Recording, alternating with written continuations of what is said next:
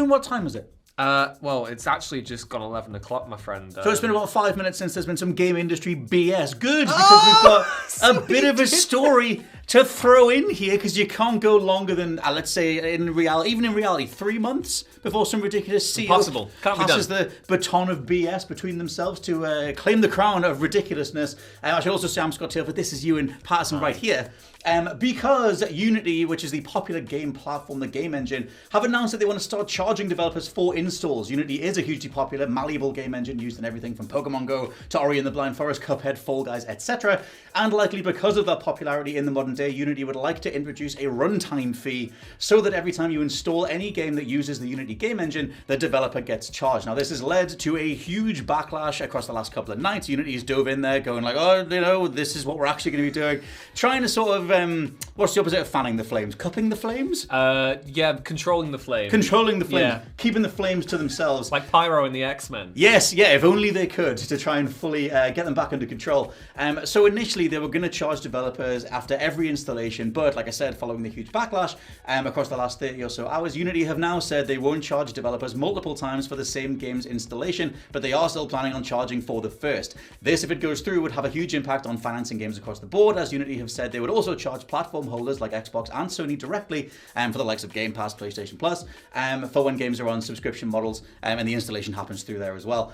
Unity's stock has tanked. It's currently recovered, but it's still half what it was before all this stuff got announced. And we do have lots of quotes from developers, from industry people, etc. Thoughts on this stuff, Ewan? It's just incredible, really, that this man said this with this whole breath. This was an idea that they had that were like, yeah, this is a good idea. We're going to make it so that each time a game gets installed, we'll charge them. And then also it'll be for each, it won't even be like per user. It'll literally be, you could delete and then reinstall the game over and over again. Mm-hmm. And then the developers would suffer for it. It is just the most mind-boggling. How can we make more money from an already profitable venture in the most stupid way ever?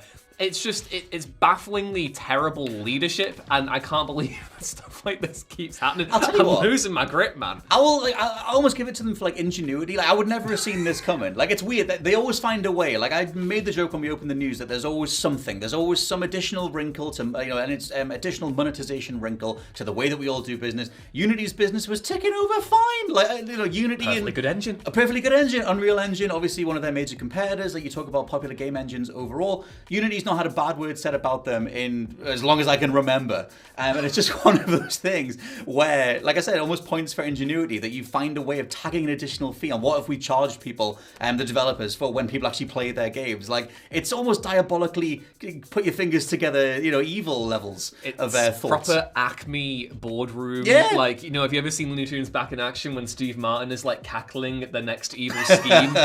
Those who know, they know. It very much feels like we're in that era of industry right now. And in general, across the way that the current, financial global situation is unfurling, where it just feels like loads of different companies are looking for hilarious little excuses to disingenuously, charge extra, and then they get like a 300% rise in their profits. You all know it's stupid. This stuff keeps happening, and again, before this happened, I just thought of, Unity, never really crossed my mind. It's like, it's just an engine. It works. Uh-huh. And you just let it keep working. When I think of Unity, I'm seeing the buggy face of the Assassin's Creed Unity man staring right back at me. They're now interlocked, so irrevocably damaged. Might be our thumbnail. We'll see whatever goes live, because that's a perfect perfect association.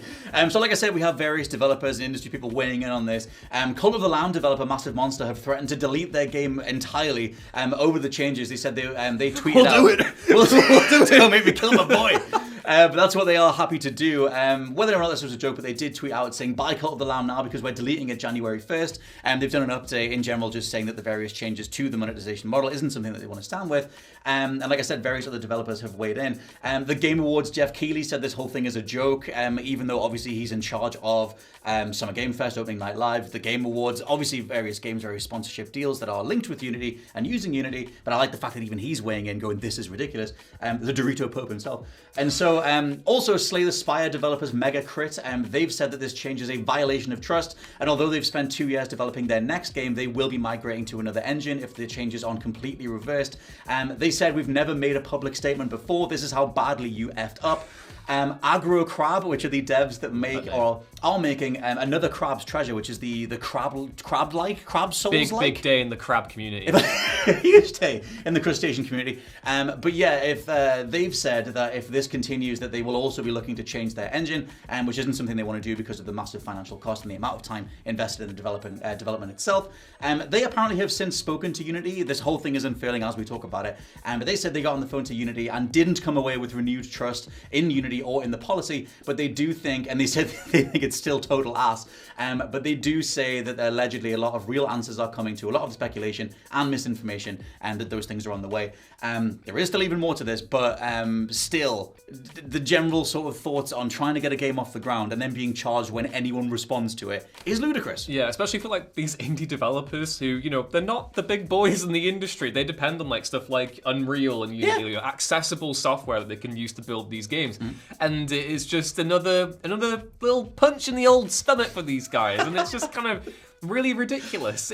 I feel sorry for Agro Crab. I feel sorry for them all, because it's like you've spent this long in a game developing it, and now you're being hit with a charge that is completely unfair and unnecessary. It's just pure greed. I feel sorry for a lot of the, like I said, indie devs or any developer who's been working on something for multiple years. You have agreements in place, and then from the top down, you get told that this monetization practice is going to be put in to your game. And like at the minute, one of the things that seems to be doing the rounds that Unity are trying to clear up is how many times they would charge for an installation.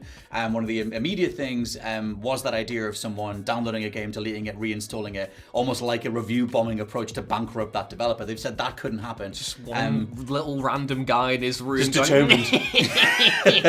Just determined to bankrupt some developer that they hate. They've said that won't happen, but they are still committing right now, as we're recording this, to charging per install, which, like I said, points for ingenuity, but it's one of those things where I just kind of laugh at how stupid the industry is, because I feel like even this year we've had Square Enix doubling down on NFTs. But yeah, I feel like overall you get these instances every sort of few months where some CEO steps out there and says, this is the change, this is the future for the industry, and everyone's going to respect what we're doing, and they put their value directly on the line in a consumer market, and it never ever works. The things that bend the industry, that bend the trends and everything, nearly always happen at random. They always kind of happen. They come out of nowhere. They're random things. If you plan for it, it doesn't work. It reminds me of Square Enix's CEO saying that NFTs were the future. It just reminds me of all these various live service bets. Sony going all in on live service stuff and mobile games. It ain't gonna work. It's not working. Oh god, that's the first time the letters NFT have come to my brain in like a year. It's just, it definitely speaks to me as like inexperience and unfamiliarity with the actual industry. It's people being brought in who have business acumen, who want to business the business to the nth degree, and then end up hurting the business. That's a lot of words. That is true. The thing is, like, all they are thinking of is business. It's very much just look at these systems that are working and where can we tag on a little additional fees and try and make those things work. I am curious how much this has a knock-on effect on the PlayStation Pluses, the Game Passes, the various subscription services that are doing the rounds, because we're seeing price hikes for them anyway. PlayStation Plus and Game Pass are going up in the next sort of month or so, and if they then have to, have a monthly fee that covers the installation fee as well, then either they'll shoulder that, but maybe that Microsoft, Sony, whatever, just shoulder that entirely. But if somehow this goes through, that would assumedly only lead to more price hikes, unless they already knew, and that's why the price hike is existing in the first place. For me, the subscription model just isn't that viable as a replacement for the unit cost model. I would rather we go back to transactional models anyway than trying to make the monthly model sustainable. Yeah, I just like to buy a game and own it and have it. And that's the fun little time. That's a really novel concept, I know, but like, games used to come in discs and you could put them in, and You're talking crazy, Ewan. But let us know what you think down in the comments below. Check this video out right here. I'll put a nice little thing here for just you, because I've been Scott from WhatCulture.com. And I've been Ewan from WhatCulture.com. We'll catch you next time. Bye.